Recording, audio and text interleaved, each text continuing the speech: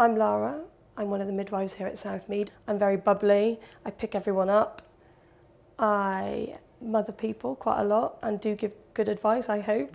She's great fun to be around. She can be a whirlwind.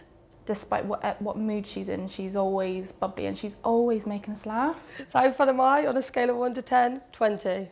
I drew a picture when I was like 6, this is no lie, of me in a nurse's outfit with babies. But then my passion and my artistic side is definitely with dancing.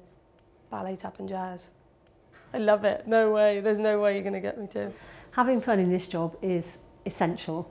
It should be written in the job description because you have to do it. And I think with any kind of a job where you can go from pootling along nicely and having a normal day to, oh my goodness, we really need to move fast or we could lose something or somebody, then I think in any job like that you have to be able to have fun. Yes, so the job is definitely, I would say, half and half of managing the medical side of things and then managing the woman and the atmosphere and the communication and building the relationship.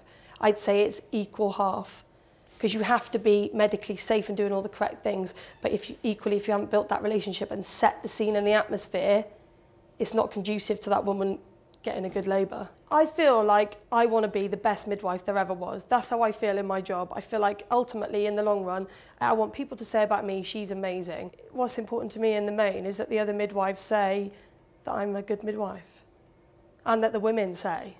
The women actually more than the other midwives. I want my women to say she was amazing, she was lovely, absolutely loved her. I would absolutely be devastated if anybody ever said anything bad about me, especially a patient.